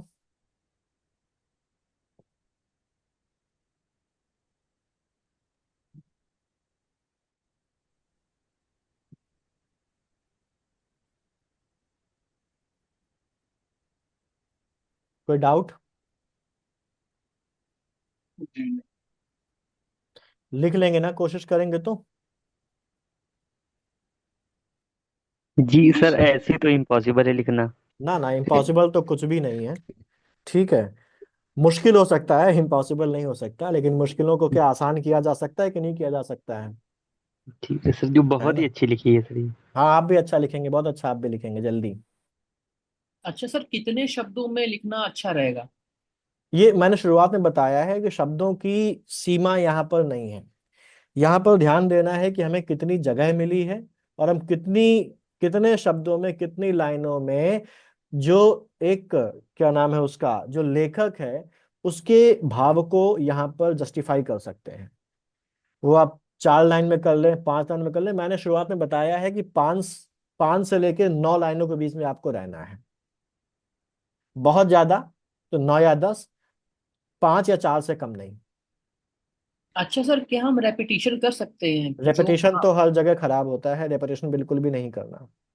अच्छा, जैसे कि जो लिखना चाह रहा है लेखक, अगर बाद में उसने वो चीजें कही हैं, तो क्या उसको हम इसमें इंक्लूड कर सकते हैं? बाद में मतलब? जैसे मान चल लेखक ने आगे जाके भारत के बारे में और कुछ चीजें कही हैं, जिसका इससे हम लिंक कर सकते हैं, तो क्या उन चीजों को हम इसमें इंक्लूड कर सकते हैं? एज इट इज मत लिखिए, शब्दों को हेर फेर करके लिख सकते हैं, लेकिन एज इट इज मत अच्छा। लिखिए। और मैं कहूंगा कि आप उसको लेके ही मत आइए, कोशिश करिए कि ना लाना पड़े, क्योंकि ये बेसिकली क्या बताता है ना, ये आपके विचारों की सीमितता को दिखाता है। एग्जामिनर के ऊपर बहुत अच्छा प्रभाव नहीं पड़ेगा इसका। और बेसिकली मैंने शुरुआत में बताया था कि ये जो चीजें हमारे सामने डाली गई हैं, वो चाहे निबंध हो, चाहे वो मुहावरों का वाक्य प्रयोग हो, या ये जो गद्यावतरण वाला भाग है, ये बेसिकली जो एग्जामिनर है वो आपके एप्टीट्यूड को परखने के लिए यहाँ पर लाता है। इंटरव्यू तो है नहीं, ठीक है, तो वो बेसिकली क्या करना चाहता है, वो इन्हीं चीजों के माध्यम से आपके एप्टीट्यूड को परखना चाहता है। ऑफिसर्स लाइक क्वालिटीज आपके अंदर है कि नहीं, उनको परखना चाहता है। तो ये मान के चलिए कि इससे आपको परख रहा है कि वो आपके विचार कैसे हैं, आपका जो एरिया ऑफ नॉलेज है, आपका लेवल ऑफ अंडरस्टैंडिंग है वो कैसा है। वो ये जानना चाहता है कि आपके विचार संतुलित हैं या नहीं हैं। तो ये भी आपका एक साइकोलॉजिकल टेस्ट है यहाँ पर, तो इसको ध्यान रखिएगा। तो यहाँ पर अगर हम रिपीट करते हैं चीजों को, तो वो ये दिखाता है कि हमारा जो एरिया ऑफ नॉलेज है, हमारी जो वोकैबुलरी है, हमारा जो एक सोचने का तरीका है, वो सीमित है। ठीक, अगर नहीं है, आ रहा है, तो वो फिर एक डिजास्टर मैनेजमेंट हो सकता है। लेकिन कोशिश करें और इतनी प्रैक्टिस करें कि ये सब ठीक हो जाए। बहुत कोई कठिन थोड़ी ना है, रॉकेट साइंस थोड़ी ना है। ठीक है, थोड़ा सा बहुत प्रैक्टिस करेंगे ना, तो आसानी से आप बिल्कुल फ्लो में आ जाएंगे इन सब चीजों में।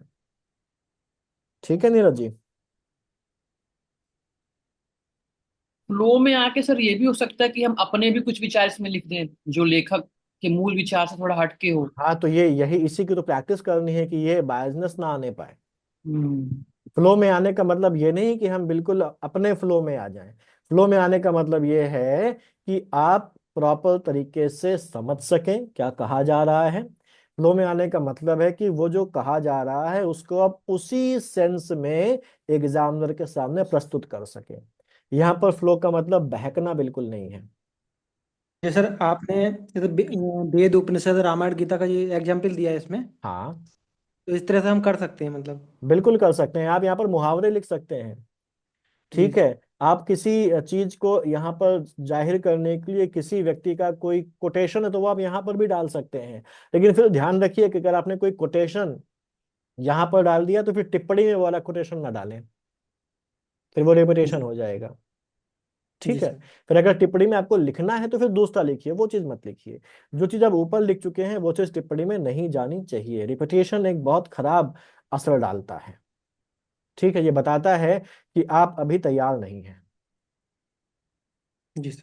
ठीक है, अब यहाँ पर अगर हम इसमें देखें तो क्या हम शब्दार्थ लिख सकते हैं क्या? इसमें कुछ ऐसे शब्द हैं, हाँ इसमें कुछ शब्द हैं। जैसे यहाँ पर अगर हम लोग देखें तो बहुत ज्यादा तो नहीं, लेकिन कुछ शब्द हैं जिनके अर्थ लिखे जा सकते हैं। जैसे हम लिख सकते हैं यहाँ पर अमूल्य नाम का एक अमूल्य, ये हो गया, आंतरिक हो गया, संस्कृति हो गया।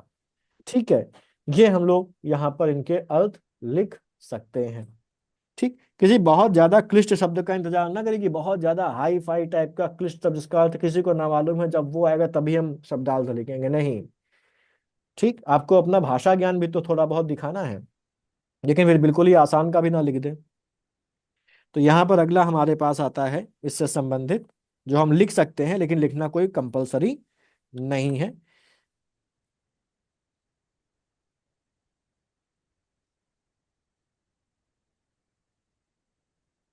शब्दार्थ,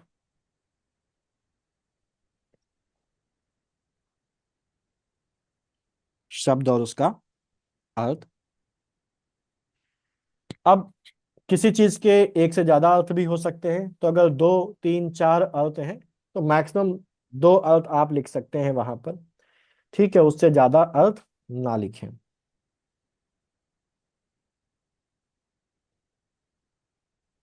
संस्कृति, संस्कृति क्या होती है?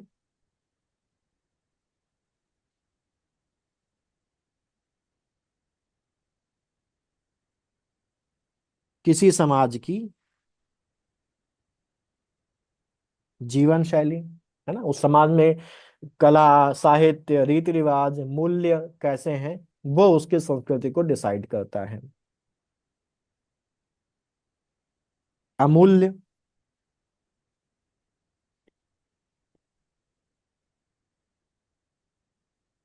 जिसका मूल्य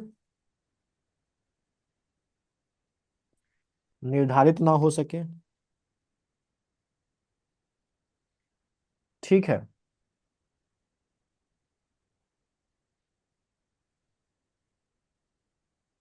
आंतरिक, भीतरी या अंदर का। ठीक, तीन से ज्यादा बिल्कुल भी नहीं। ठीक, अब यहां पर ये जो बातें हम लोगों ने कही है, इसके कंटेक्स्ट में एक कोटेशन है जिसको हम टिप्पणी में लिख सकते हैं।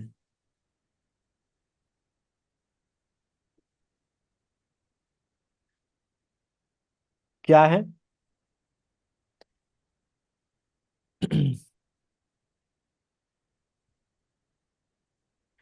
भारतीय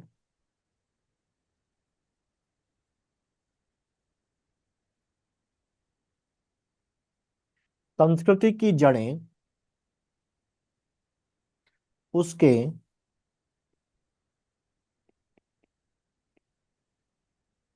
आध्यात्मिक साहित्य में है।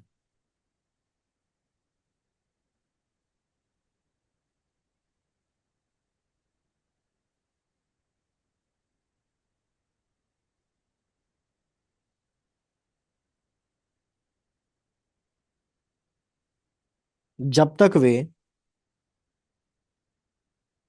जीवित हैं, भारत की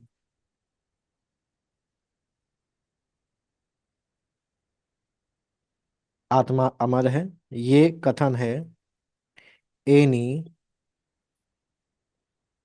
बेसेंट का। उन्होंने कहा था कि Indian culture is rooted in her spiritual literature, as long as they are alive the soul of India is immortal. ये एनी बेसेंट का कथन है। ठीक, तो ये ऑप्शनल है। अगर आपके मन में उस समय आपके दिमाग में कोई टिप्पणी नहीं आ रही है, कोई कथन, कोई श्लोक, कोई स्टेटमेंट, कोई कविता नहीं आ पा रही है जो उसको जस्टिफाई कर सके, तो लिखने की जरूरत नहीं है। मैं फिर से आपको बता रहा हूं, इसके चक्कर में एग्जाम हॉल में समय बर्बाद नहीं करना है। अगर आ गई है तो जरूर लिखें, नहीं आ गई है तो ना लिखें। ठीक है। हालांकि अगर एग्जाम के बाद, पेपर पूरा करने के बाद कुछ समय बच जाता है तो थोड़ा सा आप वहां पर ब्रेनस्टॉर्मिंग कर सकते हैं, और अगर ऐसा हो जाता है तो आप वहां पर लिख दें अगर जगह बची हुई है तो। ठीक, क्लियर? समझ में आ गई बात ये? तो ये आपका प्रेजेंटेशन होगा व्याख्या का। ठीक, तो जी क्लास फ्रूटफुल रही कुछ आज की? अच्छा सर, ये जी बताइए, सर। जो हाँ। शब्दों का हमको चयन करना है, हाँ, वो अपने हिसाब से कोई भी शब्द चुन सकते हैं हम? कोई भी शब्द मतलब संस्कृति कैसा? शब्द तो सर ये तो वैसे ही सबको पता है इसके बारे में, तो हम क्यों चुन रहे हैं इसको, मतलब कि हाँ, मैंने ये कहा ना, मैंने ये कहा कि भाई आपको अर्थ बताना है। कोई जरूरी ऐसा नहीं है कि बहुत ज्यादा क्लिष्ट या कठिन शब्द आ जाए तो वहीं पर आप लिखें। सामान्य से अलग कोई शब्द है जिसका कोई आपका सरल अर्थ आपको पता है कि इसका कोई पर्यायवाची है जो इसको प्रॉपर तरीके से और बेहतर तरीके से उस शब्द को डिफाइन कर सकता है, तो वो वहां पर लिख सकते हैं आप। ठीक है, और ये पूरी तरीके से ऑप्शनल है। तो जैसे अमूल्य है, तो अमूल्य के बारे में हमको पता है कि इसको हम सरलता से अगर डिफाइन करना चाहें तो हमें बोल सकते हैं कि जिसका मूल्य निर्धारित ना हो सके उसको अमूल्य बोलते हैं। यहाँ पर अमूल्य के अर्थ में अनमोल भी लिख सकते थे, लेकिन फिर वो तो बिल्कुल ही आसान है, तो वो लिखने से अच्छा बेहतर है कि इसका जो अर्थ है जिसका मूल्य निर्धारित ना हो सके वो लिखें।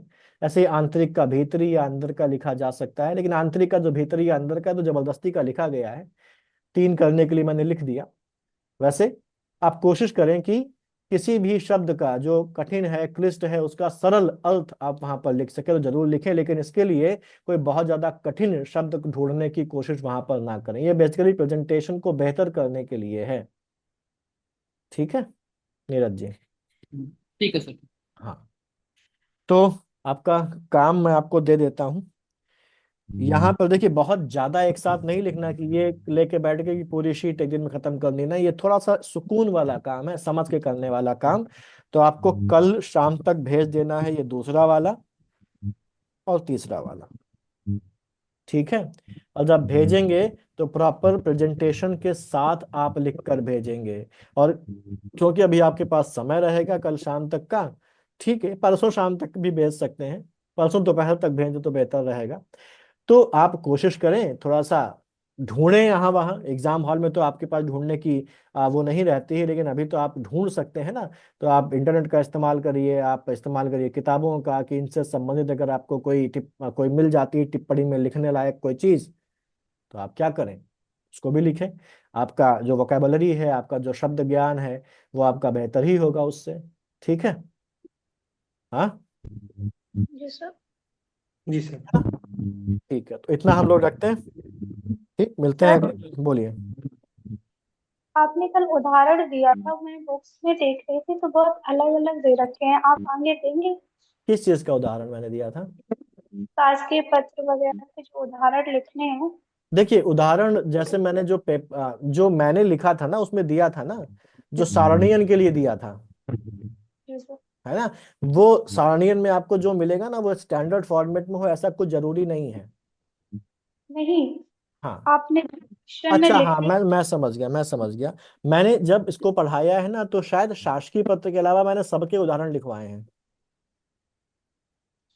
लिखवाए हैं ना दीपक जी? जी सर। हाँ, मैंने लिखवाए हैं, उन्हीं को फॉलो करिए। शासकीय पत्र का शायद मैंने एक प्रॉपर डिटेल उदाहरण नहीं लिखवाया, लेकिन मैं फिर उसको आपको दे दूंगा, या मैं लिखवा ही दूंगा। ठीक है। लिखवा दीजिएगा सर। हाँ, मैं लिखवा दूंगा। तो उसको अच्छी तरीके से करिए, कोई एक उदाहरण ध्यान याद कर लीजिए, एग्जाम में जाके वही लिखाइएगा। अगर उदाहरण पूछा जाए तो बहुत ज्यादा उसमें 10 याद करने की जरूरत नहीं है, तैयार करने की जरूरत नहीं है। ठीक। सर पेन का कोई वो होता है कि जेल पेन से लिखना है या फिर बॉल पेन से लिखना कोई है? कोई जरूरी नहीं है कि आप जेल पेन से लिखिए। जिस पेन से लिखना आपको अच्छा लगता है, उस पेन से लिखिए। जिस पेन से आपका हाथ जो है वो कंफर्टेबल है, उस हाथ से, उस पेन से लिखिए। मैं तो जेल पेन से लिख ही नहीं पाता हूँ। ठीक है। बहुत सारे लोग बोलते हैं कि जेल पेन से लिखो, बहुत सारे लोग मिलते हैं कि V5 से लिखो। तो ऐसा कुछ नहीं है, आप जो लिखेंगे उसका नंबर मिलेगा। और आप उसको लिख पाए, इसके लिए जरूरी है कि आप जिसमें कंफर्टेबल हो उससे लिखिए। अगर आप जेल पेन से कंफर्टेबल है तो आप जेल पेन से लिखिए। अगर आप बॉल पेन से कंफर्टेबल है तो आप बॉल पेन से ही लिखिए। आप अगर किसी पर्टिकुलर ब्रांड से कंफर्टेबल है, बहुत से लोग ऐसे होते हैं जो लिंक स्टार लाइन उनके हाथ में पकड़ में रहता है अच्छी तरीके से, आप उससे लिखिए। ठीक है। ये सब फालतू फितूर वाली बातें हैं कि इस पेन से लिखें, उस पेन से लिखें, इससे कोई फर्क नहीं पड़ता। आपको अपनी स्पीड और राइटिंग मेंटेन करनी है, और वो उसी पेन से हो पाएगी जिस पेन से आप वो है कंफर्टेबल है। सर कंप्यूटर के क्वेश्चंस में थोड़ी ये दिक्कत आ रही है कि उसमें बहुत सी चीजें होती हैं कि इंग्लिश में याद आती हैं, तो क्या हम्म। हम उसको इंग्लिश में डायरेक्ट लिख दें तो दिक्कत होगी? हिंदी देखिए, आरओ में हमको सब कुछ हिंदी में लिखना है। तो आप उनके नाम हिंदी में ध्यान रखिए। अगर हिंदी में नाम नहीं याद आ रहा तो इंग्लिश का भी लिख सकते हैं, लेकिन देवनागरी में लिखना है। इंग्लिश जो लिपि है, यानी कि जो रोमन है, उसको रोमन का इस्तेमाल नहीं करना है। तो ब्रैकेट में भी ना लिखें? नहीं लिखे, रिस्क ना लें बिल्कुल भी। अच्छा अच्छा। ठीक है। बिल्कुल भी रिस्क ना लें। ठीक। चलिए फिर मिलते हैं। ठीक है, गुड नाइट।